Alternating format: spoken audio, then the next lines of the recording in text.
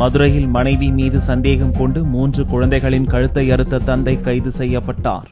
விருதுநகர் மாவட்டம் சிவகாசியைச் சேர்ந்த ஜோதிடர் சுரேஷ் தொழில் ரீதியாக அடிக்கடி வெளிநாடு செல்வது வழக்கம். இந்நிலையில் மனைவி உமா மீது சந்தேகம் கொண்ட சுரேஷ் அவருடன் அடிக்கடி தகராறில் ஈடுபட்டு வந்தார். சில தினங்களுக்கு முன் இருவருக்கும் இடையே மோதல் முற்றியதால் ஆத்திரமடைந்த சுரேஷ் மதுரை தனியார் பள்ளியில் படித்து வரும் 12 வயது மகன் அஸ்வின், 10 வயது மகன் தினேஷ், 7 வயது மகள் மேதினி ஆகியோரை ஊருக்கு அழைத்துச் செல்வதாக கூறி பள்ளியிலிருந்து அழைத்து வந்தார். புதனன்று மதுரை மீனாட்சியம்மன் கோவில் அருகே லாட்ஜ் ஒன்றில் அறையெடுத்து தங்கிய சுரேஷ் தனது 3 குழந்தைகளையும் கழுத்தறுத்து கொலை செய்ய முயற்சித்தார். அப்போது ரத்த வெள்ளத்தில் குழந்தைகள் கதறிய சத்தம் கேட்டு அக்கம் பக்கத்தினர் ஓடி வந்து அவர்களை மீட்டு மதுரை அரசு மருத்துவமனையில் அனுமதித்தனர். போலீசாருக்கு தகவல் தெரிவிக்கப்பட்டு சுரேஷ் கைது செய்யப்பட்டார். மூவரில் மேதினியின் நிலை கவலைக்கிடமாக உள்ளது. பெற்ற குழந்தைகளை தந்தையை கழுத்தறுத்த சம்பவம் மதுரையில் பரபரப்பை ஏற்படுத்தியுள்ளது.